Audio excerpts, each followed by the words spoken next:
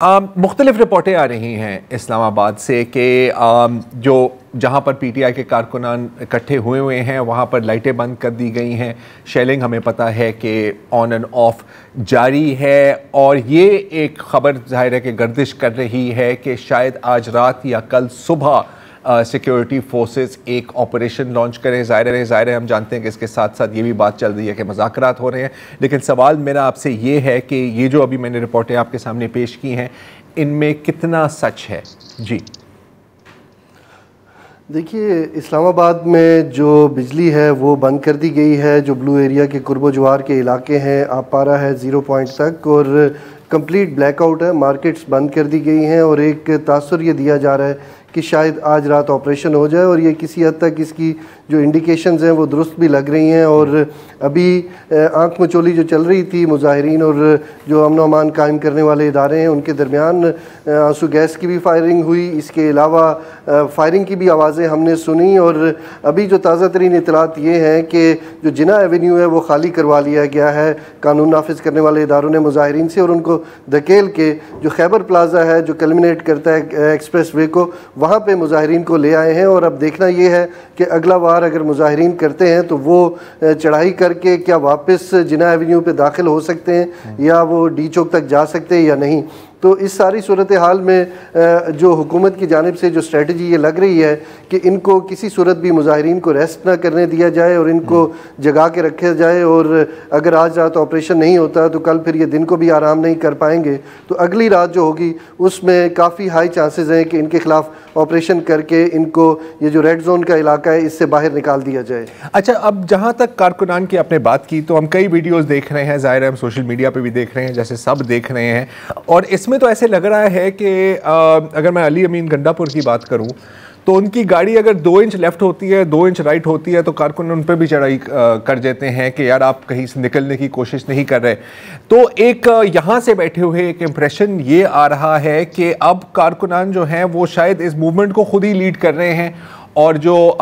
उमर अयूब साहब हैं या अली अमीन गंडापुर हैं, मैं अभी बुशरा बीबी पर नहीं बात नहीं कर रहा, वो एक तरह से बैक सीट पर है। क्या ये तासुर दुरुस्त है?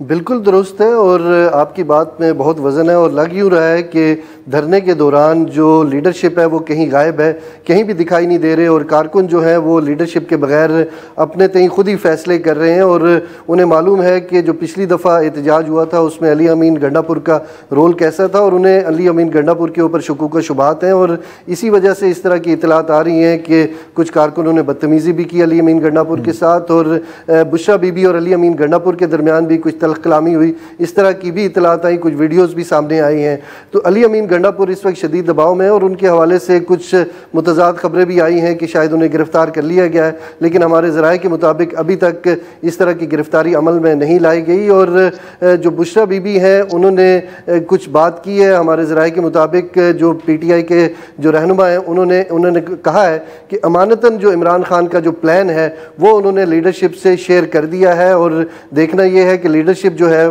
जो पार्टी की रियल लीडरशिप है वो कैसे उसको लेके चलती है। तो अभी तक की जो सूरत हाल है वो यही है कि लीडरशिप दिखाई नहीं दे रही धरने के दौरान, और मैंने वहाँ पे ये महसूस किया कि जो कारकुन है वो काफ़ी चार्ज हैं, वो चाहते हैं कि इमरान खान रिहा और उसके बगैर वो वापस नहीं जाना चाहते। 26वीं आईनी तरमीम एक बहाने के तौर पर सामने ज़रूर रखी गई है, इसके अलावा जो पहले से गिरफ्तार कारकुन हैं उनकी डिमांड भी है, लेकिन ये दोनों जो डिमांड्स हैं ये शायद उतनी जोरावर नहीं है जितनी इमरान खान की रिहाई। हर कारकुन ये कह रहा है कि हम इमरान खान को लेकर जाएंगे, इसके बाद अगर यहाँ पे हमारी बात नहीं मानी गई तो शायद हम अडयाला का रुख करेंगे, अगला प्लान हमारा ये है। तो ये लोग खुद से बातें कर रहे हैं। ऐसे मौके के ऊपर ज़रूरी ये है कि जो लीडरशिप है वो एक ऑफिशियल स्टेटमेंट जारी करे और बताए कि हम डी चौक में रुकना चाह रहे हैं या हम हुकूमत से हमारी कोई बातचीत हुई है या नहीं हुई। यानी जो कारकुन हैं उनको कम अज़ कम कोई वाज़ेह पैगाम जाए ताकि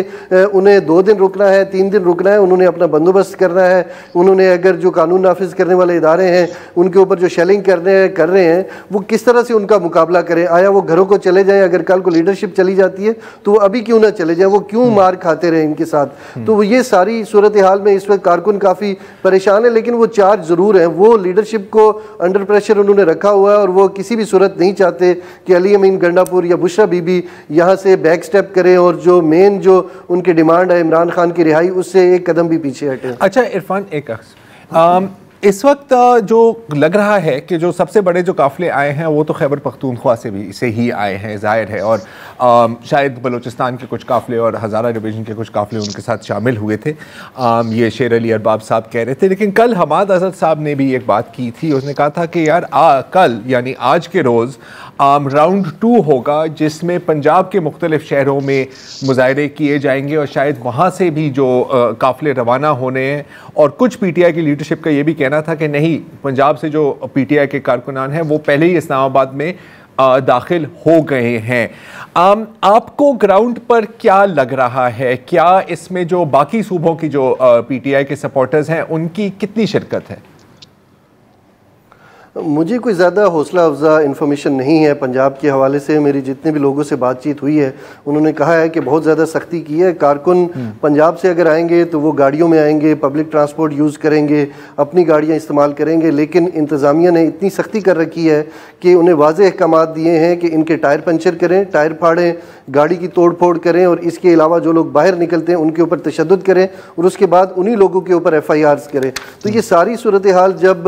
जो MPs हैं, जो इलेक्टेड MPs पाकिस्तान तहरीक इंसाफ के पंजाब में हैं या MNAs हैं, तो उन्होंने अपने कारकुनों ये कह दिया है कि हम नहीं जाएंगे, अगर आपने जाना है तो आप ये चले जाएं। कम से कम 10 से 12 जो MNAs MPs हैं उनसे मेरी बात हुई है और उनका यही पॉइंट ऑफ व्यू है। लेकिन दूसरी जानिब जो पाकिस्तान तहरीक इंसाफ के कारकुन हैं, आपको मालूम है कि वो जो पाकिस्तान तहरीक इंसाफ है उसको इमरान खान और इमरान खान को ही तहरीक इंसाफ समझते हैं और वो इस सारी सूरत हाल में सिर्फ इस बात का जायज़ा ले रहे हैं कि खैबर पख्तूनख्वा से जो क्राउड या जो काफ़िला आया हुआ है वो किस तरह से जो हुकूमत की सख्तियों का मुकाबला करता है। अगर इस मौके के ऊपर हुकूमत पसपाई इख्तियार करती है तो यकीनन रावलपिंडी से काफ़िले या गुजर खान या जेलम से काफ़िले आ जाएंगे, या वो लोग जो प्लान B के तहत इन करीब कुर्ब जवार में यहाँ पे बैठे हुए हैं या वो मौका देख के सामने आएंगे, तो वो सिर्फ और सिर्फ डिपेंड करता है कि खैबर पख्तूनख्वा से जो आने वाला काफ़िला है वो कैसा परफॉर्म करता है। अगर वो डट जाता है, वो सीसा पिलाई हुई दीवार बन जाता है रेंजर्स पुलिस के सामने, तो फिर उसके बाद फिर यकीनन जो पंजाब से जो लोग हैं वो जरूर यहाँ पे शामिल हो जाएंगे। इरफान, आप ज़ाहिर ताज़ा तरीन सूरत हाल बता रहे थे। एक और कन्फ्यूजन है, वो है अबाउट कैजुअल्टीज़, इसलिए कि BBC की वेबसाइट समेत कुछ वेबसाइट्स पे हमने पढ़ा कि पॉलीक्लिनिक में 4 लाशें लाई गई हैं जो कि आम शहरियों की या PTI कह रही है कि उसके कारकुनों की हैं, और 30 ज़ख्मी लाए गए हैं, और पिम्स में 2 लाशें और 20 ज़ख्मी आए हैं। तो अगर ये दावे हम मान लें तो पिछले 24 घंटे में तकरीबन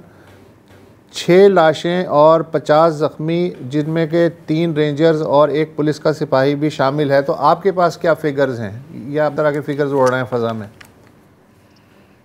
देखिए, जो ताज़ा तरीन इतलात हैं सोर्सेज से, और इसकी तस्दीक नहीं हो सकी है, और ना ही पिम्स हॉस्पिटल की इंतज़ामिया और ना ही पॉलीक्लिनिक की इंतज़ामिया ने इसकी तस्दीक की है, लेकिन हमारे ज़राए और इसके अलावा जो पाकिस्तान तहरीक इंसाफ के जो रहनुमा हैं उन्होंने ये क्लेम किया है कि जो 6 डेड बॉडीज़ हैं वो हॉस्पिटल्स में मौजूद हैं और 60 ज़ख्मी हैं इस वक्त तक, और ये तमाम के तमाम वो लोग हैं जो धरने में शरीक थे, और हुकूमत की जानिब से जो लाठी चार्ज किया गया या टीयर गैस की फायर की गई या इसके अलावा जो गोलियाँ चलाई गई, और उन्होंने वाज़े तौर पे कहा है कि जो लोग ज़ख्मी हुए हैं या जिनकी डेथ हुई है उनके जिस्म के ऊपर बुलेट्स के निशान थे, और ये हुकूमत की जानिब से जिन लोगों ने फायरिंग की है ये उनकी निशाना ही बने, और ये उनके क्लेम है। लेकिन अभी तक हुकूमत की जानिब से इस तरह की कोई तस्दीक नहीं हो सकी और ना ही हॉस्पिटल इंतज़ामिया ने इसकी तस्दीक की है। लेकिन एक बात इसके साथ साथ मैं आपको बताता चलूँ कि कल जब काफ़िला कश्मीर एक्सप्रेस पे जो श्रीनगर हाईवे हो चुकी है इसके ऊपर जब एंटर हुआ तो जितने भी पॉइंट्स थे, खास करके G11 जहाँ पे रेंजर्स की नफरी मौजूद थी, पुलिस की नफरी मौजूद थी, इसके बाद G10 पेशावर मोड़ 0 पॉइंट और उसके बाद जिना एवेन्यू, ये रुकावटें हैं, तकरीबन 6-7 पॉइंट्स बनते हैं। और मेरे सामने पुलिस और रेंजर्स जो है वो खाली करते गए। जूं जूं उनको इतला मिल रही थी कि काफिला आगे बढ़ रहा है या डी चौक जो 26 नंबर चुंगी पहुंच चुका है, तो G11 वाला पॉइंट उन्होंने खाली किया। इसी तरह G10 और 0 पॉइंट वाला वो खाली करते गए और किसी भी तरह की उन्होंने मुजाहमत शो नहीं की है कल। ठीक है, बहुत शुक्रिया।